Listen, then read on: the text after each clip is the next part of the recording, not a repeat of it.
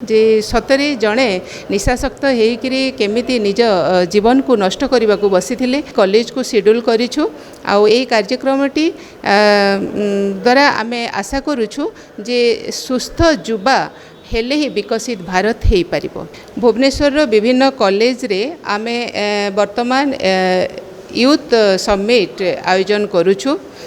निशा मुक्त केमिति युवा हो पारिबे से केंद्र सरकार को तरफ एक योजना प्रणयन करा जायछि।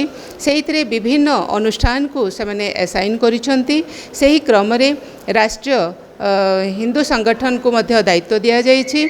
आज आमे सोया यूनिवर्सिटी रे यही कार्यक्रम टी रखिथिलु। 300 रु अधिक छात्र छात्री यही समिट रे जोग देइथिले।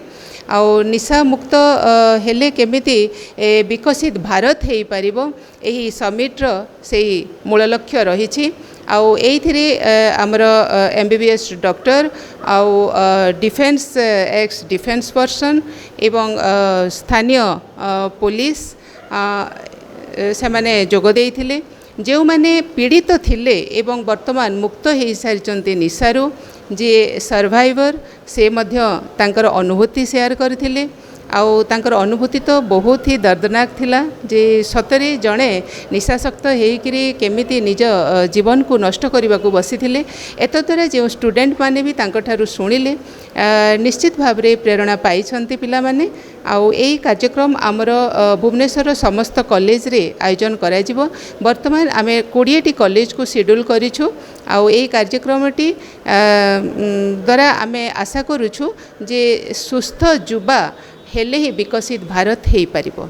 आउ एइथिपई आमे मोदी जी को कृतज्ञता ज्ञापन करुछु, धन्यवाद देउछु जे से एक निशा मुक्त समाज गठन करबा पई युवा माननकु प्रथमे प्रोत्साहित करुछंती, प्रेरणा देउछंती, उत्साहित करुछंती। देखो पदक्षेप तो केंद्र सरकार नहीं सारी। आउ ये जो युवा समिट आयोजन करा जायछि से निशा मुक्ति पाई कि ही करा जायछि। आउ निशा मुक्त हेबा द्वारा केमिति सुंदर जीवन यापन समस्ते करि परिबे एवं गोटे विकसित राष्ट्र आमे गठन करि परिबा सेइथिपई आमे समस्त को आह्वान देउछु एवं विकसित राष्ट्र रे समस्ते सम्मिलित हेउछंती।